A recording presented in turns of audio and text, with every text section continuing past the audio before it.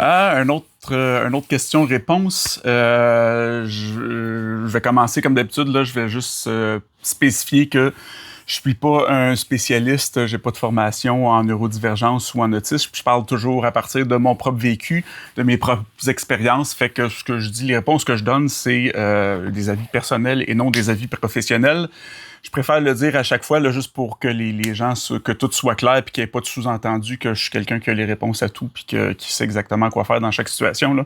Juste pour que ça soit clair avant de commencer. J'ai encore plein de super bonnes questions cette semaine. Puis j'ai remarqué qu'il y a beaucoup de gens qui ont des questions à poser, qui ont commencé à écrire questions avant de poser la question, comme en référence au message dans la vidéo, le dernier que j'ai fait. Je trouve ça super apprécié.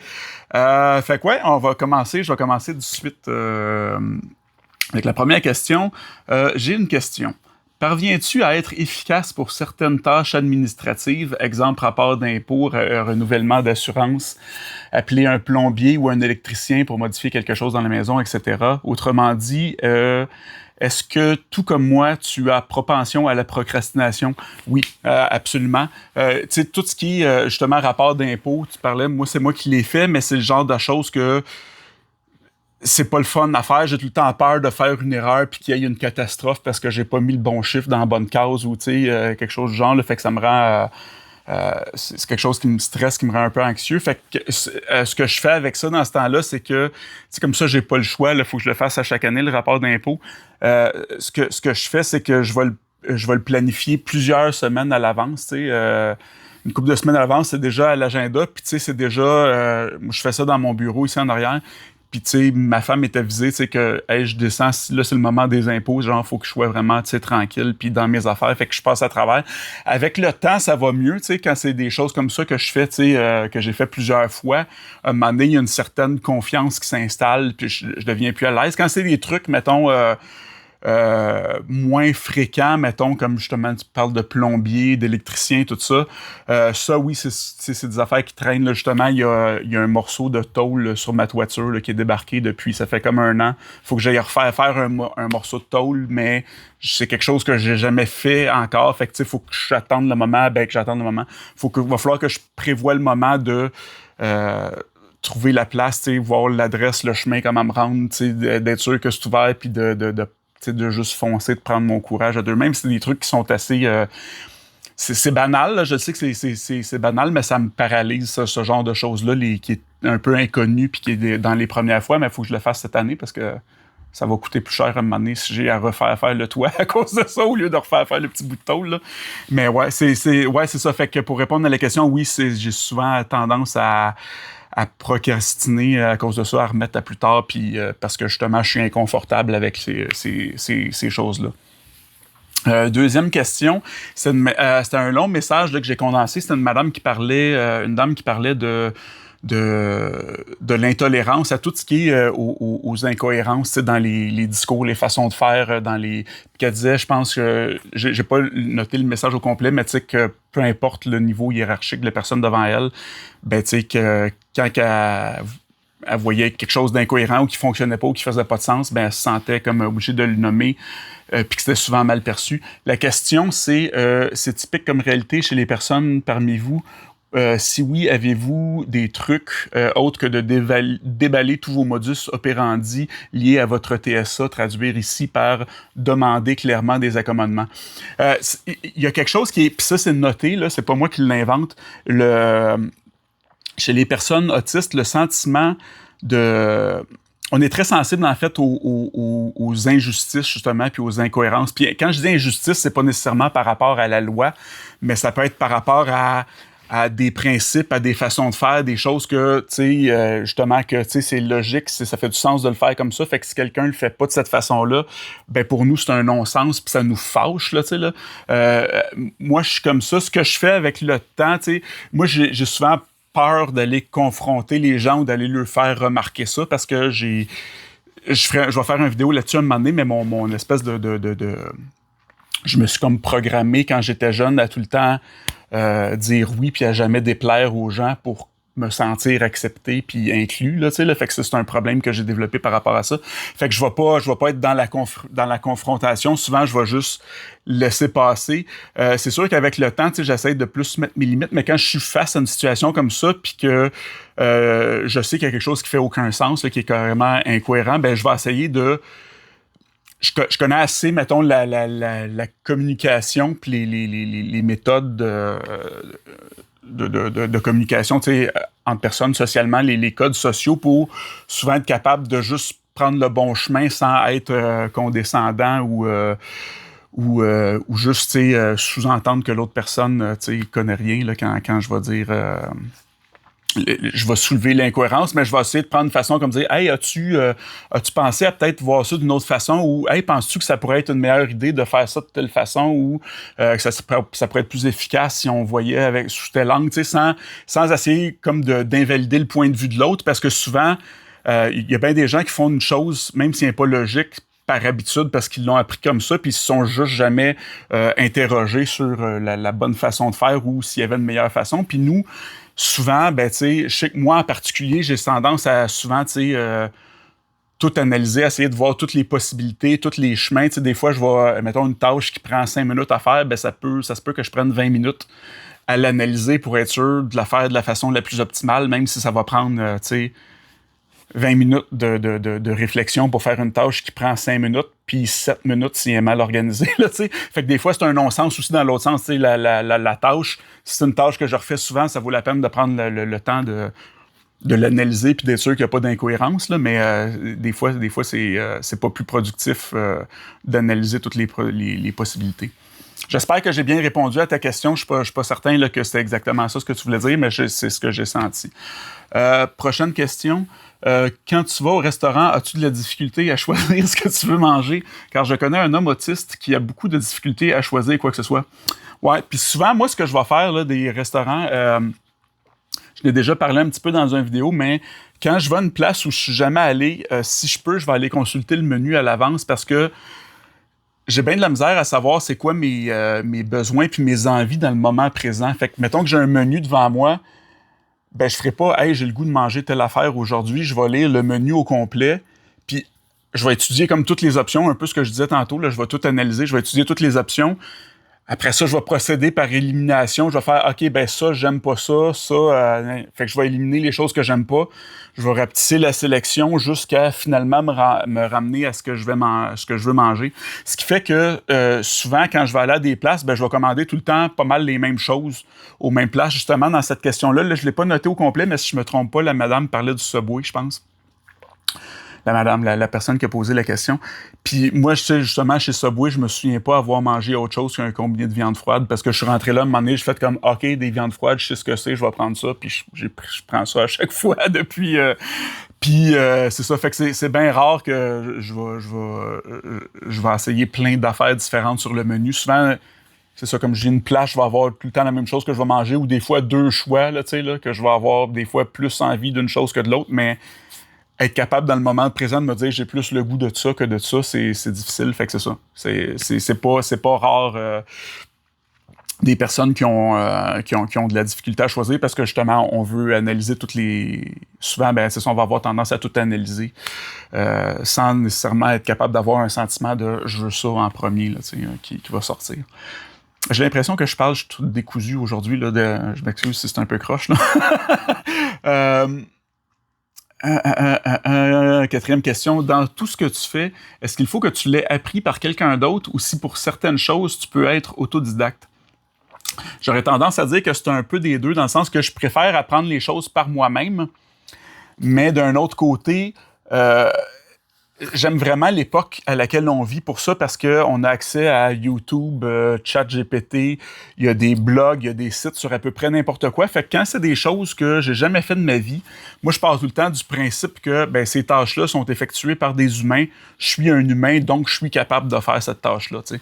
Puis souvent, c'est ça. Puis ça vient aussi du fait que des fois, j'ai de la misère à demander de l'aide ou à demander qu'on m'aide pour des choses. Fait que j'ai appris à être très débrouillard, tu sais, puis à m'arranger seul. Fait que souvent, ben, je vais aller apprendre de moi-même, mais par justement en consultant des vidéos, en allant lire des articles, en regardant d'autres personnes faire, plutôt que d'appeler. Tu sais, je donne un exemple, quelqu'un qui parlait de plombier tantôt, ben, ma tank à eau chaude chez nous, ben, c'est moi qui l'ai changé. J'avais jamais fait ça avant, mais tu sais, j'étais allé regarder un paquet de vidéos qui montrent comment faire. J'ai appris les techniques, puis je l'ai fait par la suite parce que je me sentais à l'aise de le faire. Je suis quelqu'un qui est curieux de nature aussi, là, fait que c'est sûr que ça aide beaucoup, là. Mais c'est ça, fait que je vais avoir tendance à apprendre les choses par moi-même, sauf que c'est ça, il faut que ça me soit montré aussi. Tu sais, je veux pas nécessairement... Je me serais pas vu expérimenter avec juste une torche, puis, essayer de me sortir de la situation sans me documenter au préalable. Question suivante.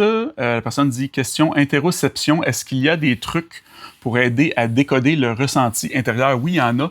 Je vais faire une vidéo spécialement conçue autour de l'interoception bientôt parce que je vais faire un outil, un peu comme cette semaine, j'ai sorti, pas cette semaine, mais la semaine dernière, j'ai mis la roue des émotions sur mes plateformes. C'est un autre outil, ça, qui aide à nommer les choses.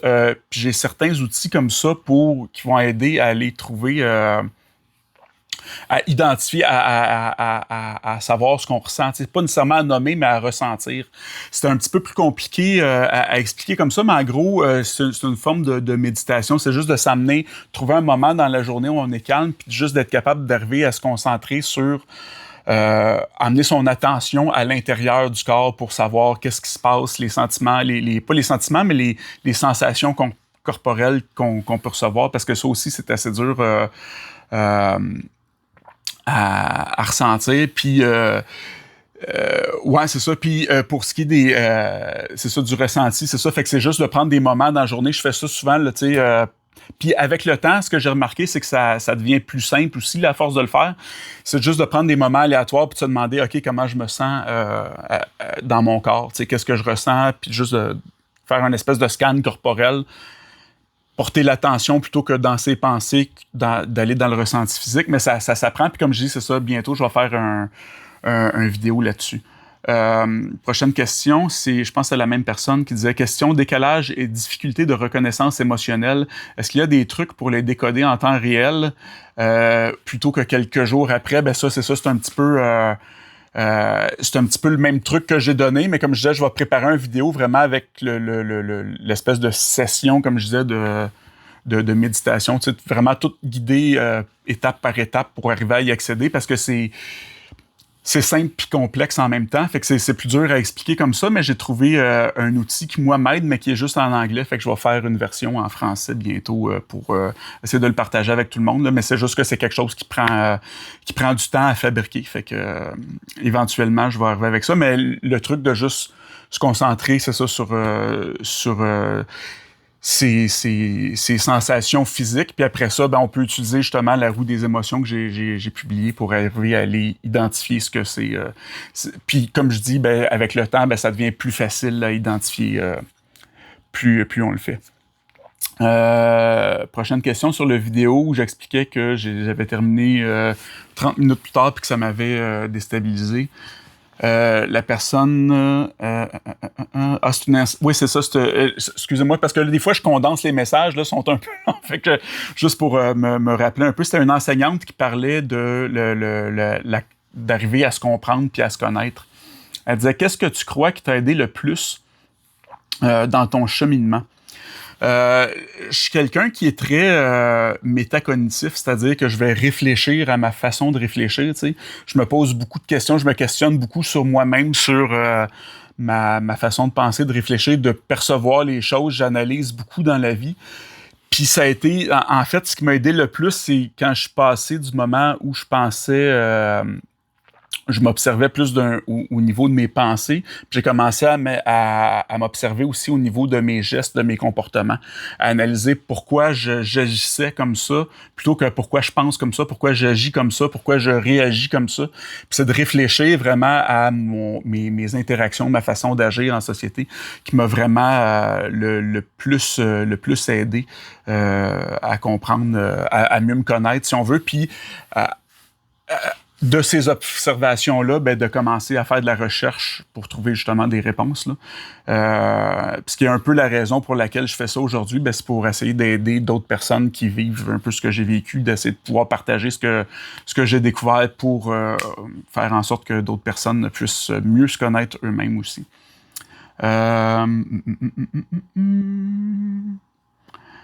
Est-ce que c'est bien d'expliquer aux enfants que vous avez une tolérance au toucher?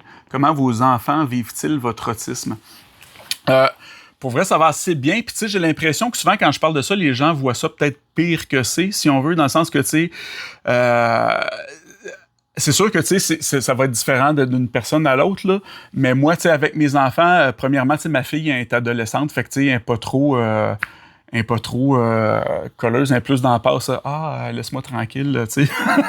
Puis mon fils, lui, il est plus colleux un peu, mais tu sais, je fais juste le nommer tout simplement, dire, ben, tu sais, OK, ben, c'est assez, là, c'est le temps d'aller se coucher, mettons, on va arrêter de se coller. Puis j'ai mes limites, j'ai mes tolérances, mais tu sais, c'est tout le temps. Puis je veux dire, un câlin, je veux dire, c'est pas non plus quelque chose qui dure 12 minutes dans la vie. Là. Tu sais, tu colles quelqu'un, ça dure quelques secondes, puis après ça, c'est terminé. Fait que même en situation sociale, mettons, on parle d'un party de famille avec des gens que je vois, tu sais, une fois ou 2 ans, là, tu sais, là. Souvent, ben, tu sais, plutôt que de parler de ça, tu sais, je vais préférer, tu sais, vivre l'inconfort du câlin ou de la petite bise qui va durer 3-4 secondes plutôt que d'entrer dans un débat ou une conversation. Fait que c'est le genre de compromis que je fais. Je me dis, ben, je vis ce petit inconfort-là qui dure vraiment pas longtemps.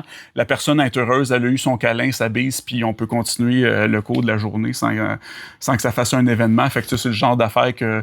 Puis c'est ça, comme je dis, tu sais, ça, c'est ma façon à moi de le sentir. Il y a peut-être des gens pour qui c'est vraiment pire que ça, là. Mais moi, c'est, tu sais, je fais juste le prendre comme ça, tout simplement. Puis, tu sais, même dans l'intimité, tu sais, dans le couple, ben, tu sais, c'est une question de communication à bout de ligne. Tu sais, je pense qu'il y a moyen de vraiment vivre ça très sainement, juste d'en parler puis d'exprimer, tu sais, ses limites comme il faut. Ça, c'est pas, j'ai pas l'impression que ça me cause vraiment des problèmes au quotidien. Tu sais, ça va être plus quand c'est des étrangers, mettons, qui viennent me parler, me mettre la main sur l'épaule ou me toucher un bras, ou tu sais, c'est vraiment là que l'inconfort va venir. Mais tu sais, puis en même temps, je veux dire, ça fait presque 20 ans que j'étais avec ma femme aussi, fait qu'on se connaît très bien aussi avec le temps, là.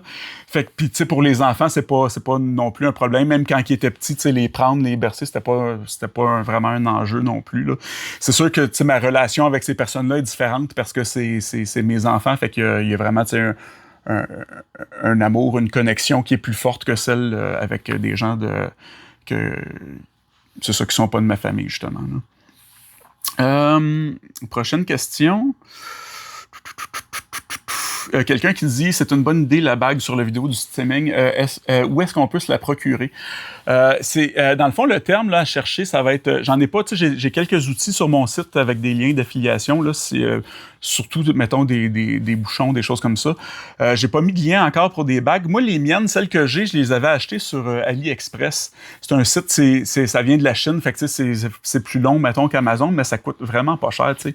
Puis l'affaire avec ça, c'est que moi, tu sais, je savais pas c'était quoi ma grandeur de doigt, je savais pas si j'allais aimer ça, fait que j'en ai peut-être une quinzaine de bagues, là. J'en ai acheté plein de sortes, plein de grandeurs. Éventuellement, je vais probablement mettre sur mon site certains liens, mais tu sais, Amazon en vend, AliExpress en vend. Ils sont moins chers sur AliExpress, mais c'est plus long à les recevoir parce que ça vient de la Chine. Mais fidget ring ou spinner ring, là, les termes à chercher pour trouver ce genre de bague-là. Puis ça, il y en a un paquet de styles, de couleurs, motifs, textures. J'en ai un paquet que j'essaye le temps de trouver qu'est-ce que j'aimais. Là, mais ouais, c'est les termes à chercher pour se trouver ça. Encore sur le vidéo où j'explique que j'avais terminé plus tard puis que ça m'avait déstabilisé. Question, tu dis que tes connaissances te permettent maintenant de nommer les situations. Est-ce que ces connaissances aident aussi à te réorganiser, par exemple, pendant la situation, à un moment donné, es-tu capable de nommer les choses et tu peux appliquer des solutions? Pas vraiment. C'est ça qui est plate un peu, c'est que, mettons que je vais vivre une situation, je vis un shutdown, mettons, où je suis vraiment désorganisé, il y a un événement qui est arrivé, puis qui a fait en sorte que là, j'ai perdu mes repères un peu. Souvent, je vais sentir que ça s'en vient. Pendant que je suis dedans, je vais savoir que c'est ça que je vis.